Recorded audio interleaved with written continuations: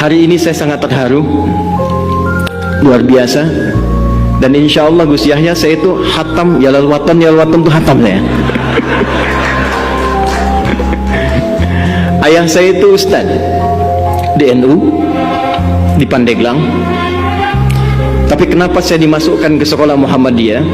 Baru tahu juga saya setelah dewasa, ternyata salah satu risalahnya supaya saya bisa menerangkan tentang NU di Muhammadiyah. Jadi itu yang menjadikan saya, kalau saya mengajar dan sebagainya, saya buka, saya kupas.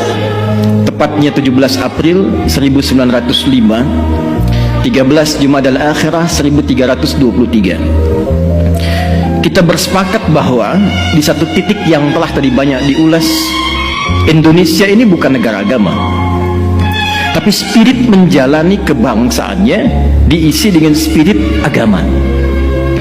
Dan justru dengan nilai spirit itulah yang paling cepat melahirkan Negara Kesatuan Republik Indonesia, yang kelak bahkan bukan hanya kalimat takdirnya, kalimat iman dan takwanya pun yang bagian dari kosakata keagamaan itu banyak muncul di konfigurasi undang-undang kita. Jadi kalau kita buka sekarang ada Irsyadus Sari fi Jam'i Musannafati Syekh Muhammad Hashim Al-Asy'ari yang mengumpulkan 19 kitab itu. Yang pertamanya Adabul Alim wal Muta'allim. Saya mengajarkan kitab itu di Masjid Al-Azhar Jakapermai. Besoknya mau ngajar, malamnya saya mimpi ketemu Gus Dur. Saya bilang, Gus, saya izin mau ngajar kitab ini. Di mimpi, Pak. Beliau lihat saya lalu tersenyum.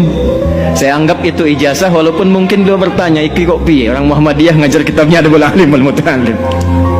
Dan yang paling menarik, itu risalahnya saya temukan selalu saling melengkapi.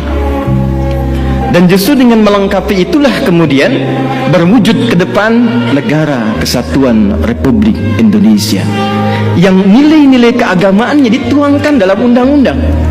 Kita sejak pembukaan preambul itu, kalimat pertamanya yang muncul, atas berkat rahmat Allah yang Maha Kuasa. Dan dengan didorongkan oleh keinginan luhur. Jadi memang keinginan luhur itu sudah banyak, tapi karena berkat dan rahmat Allahnya belum turun seketika, belum dapat kemerdekaan. Kapan berkat rahmat Allah yang Maha Kuasa itu turun? Ternyata ketika semua stakeholder ulamanya itu bisa duduk, dan kejeniusan mereka yang sangat luar biasa, bukan hanya pakar di bidang agama, tapi juga pakar di bidang tata negara, konstitusi. Itu Mbah Hashim tuh, itu saya sampai pelajari hampir semua disiplin ilmu hadis ada sanadnya, Pak.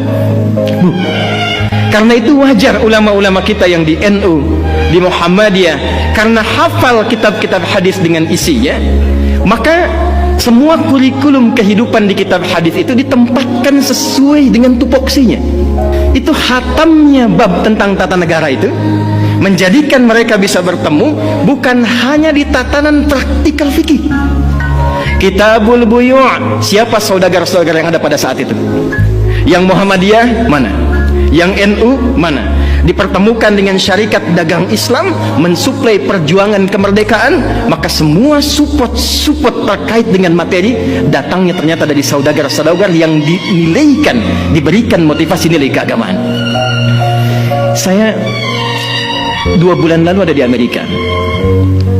Ketika ke Washington, saya masuk ke kedutaan, saya tanya, ini gedung kok megah sekali, bagaimana sejarahnya?